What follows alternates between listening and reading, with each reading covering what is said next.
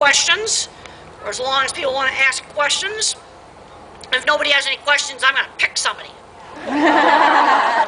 So somebody better get me a question. Okay, right there, and I'll repeat the question.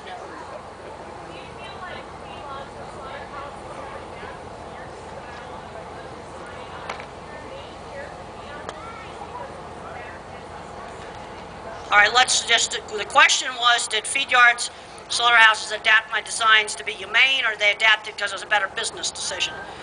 I especially found in the early stages of things, I had to sell it on money. I could take out a man, I could reduce accidents. Did a lot of work with kosher slaughter in plants where they were hanging cattle up by one ankle, which unfortunately is legal in this country. And the way I got the plants to get rid of that was workman's comp. And boy, I collected figures on that. Now there's been increased enforcement of the Humane Slaughter Act, and basically the fear of getting the plant shut down, that makes people do a good job.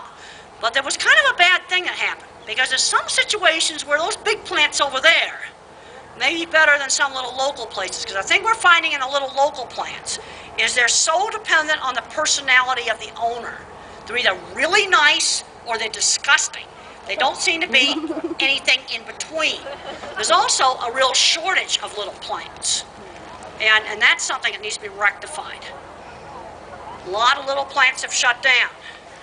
One of my students, Kurt Vogel, worked on a changed procedure for stunning pigs. It doesn't involve buying any new equipment that will solve a big problem with electrically stunned pigs waking back up, and he figured that out. That was really a good thing. Because the good news is, in most of the plants to get welfare good, did not require spending tons and tons of money. Okay, when McDonald's was kicking some plants off the approved supplier list, the plants are saying, you're going to sell us a center track restrainer, you're going to sell us all this expensive stuff. And if you want to see the expensive stuff, you can go on my website, just Grandin.com or GrandinLivestockHandlingSystems.com. But most of the plants, out of 75 big plants, only 3 had to build expensive things. The rest I fixed with lighting, adding lights, moving lights. Cattle don't like to go into the dark. Lots of non-slip flooring had to be put in the stun box and the unloading ramp, and put solid sides up so they wouldn't see people walking by and see commotion.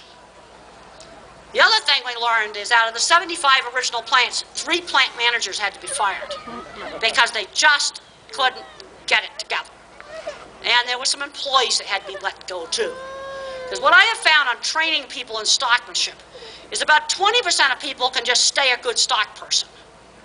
And then you got a 10% that, well, they just shouldn't be working with animals. They could be stacking boxes on trucks or something. Okay, right here.